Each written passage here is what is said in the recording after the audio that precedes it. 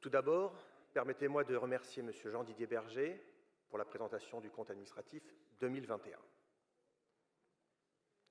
Une fois de plus, les résultats sont excellents. Ils confirment la solidité budgétaire par le contrôle des dépenses de fonctionnement, tout en engageant un plan global de relance très ambitieux. Ainsi, depuis 2016, le cap fixé par l'exécutif est clair et tenu. Il se résume en ces mots: une gestion économe, adaptée et efficace au service de tous les Franciliens. En effet, le compte administratif 2021 nous montre que la région est un modèle de gestion pour toutes les autres collectivités territoriales, à commencer par notre voisine, la mairie de Paris, dont la dette a doublé depuis l'élection de Mme Hidalgo en 2014.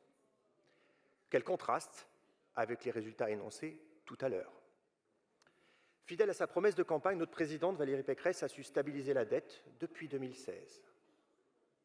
Aussi curieux que cela puisse paraître, nous avons pourtant été touchés par les mêmes problématiques liées à la crise sanitaire, souvent évoquées par Madame le maire de Paris pour dissimuler une dette que l'on peut qualifier d'abyssale. Nous avons su, avec l'ensemble de la majorité régionale, nous montrer solidaires dans un tel contexte, et cette rigueur de travail, les efforts demandés en matière de fonctionnement étaient motivés par la volonté de proposer un plan de relance à la hauteur des attentes des Franciliens une nouvelle fois. C'est pourquoi nous revendiquons pleinement la hausse record de 17% des investissements en 2021, et ce, sans hausse d'impôts, conformément à notre promesse. Encore une promesse tenue par notre présidente. Dès lors, et avant de revenir plus en détail sur les différentes composantes d'un tel succès, nous pouvons dire que nous avons réussi à concrétiser ces objectifs ambitieux. C'est la marque de fabrique de la région Île-de-France.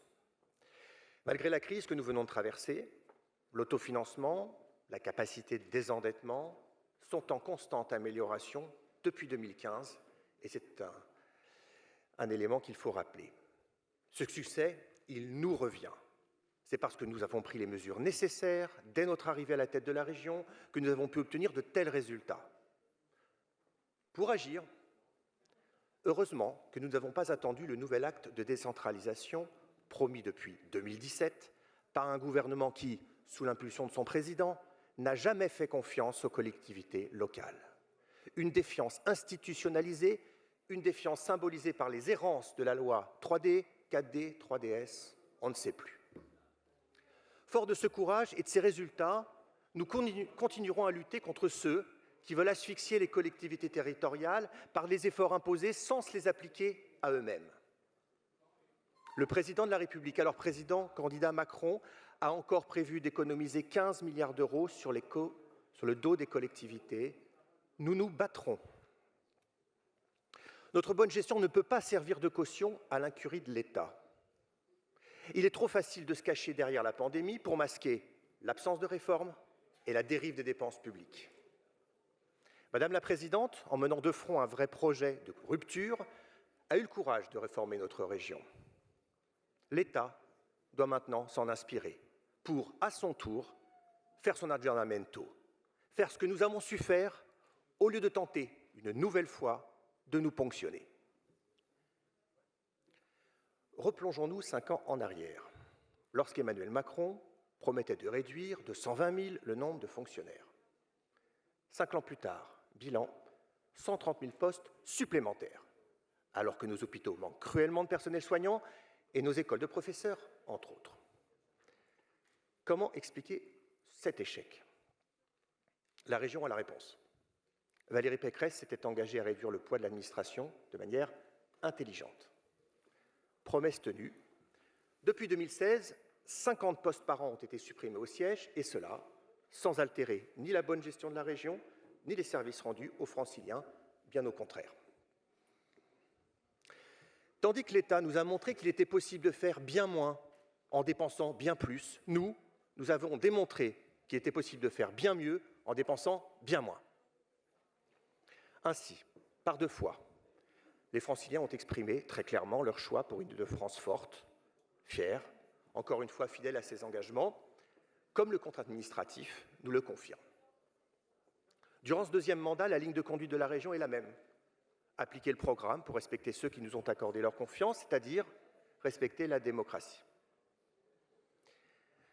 J'aurai la politesse de ne pas revenir sur le bilan de la majorité précédente, où tout n'était qu'affichage, propositions extravagantes, voire, comme le disait notre cher poète de Charleville-Mézières, abracadabrantesque. Aujourd'hui, les agences de notation nous félicitent notre mode de gestion en nous attribuant les meilleures notes, à votre plus grand déplaisir, Madame Malézé. La région Île-de-France est une région d'avenir qu'elle répond à cette question essentielle. Que veut-on réellement pour l'Île-de-France? Sûrement pas l'incompétence et l'ingérence des élus du Rassemblement national. Sûrement pas les dépenses publiques du « quoi qu'il en coûte » gouvernemental. Sûrement pas les projets farfelus de la mairie de Paris qui transforment peu à peu sa ville en décharge à ciel ouvert. Sûrement pas la nouvelle Union populaire, prête à renier toutes les valeurs de la République à des fins électoralistes.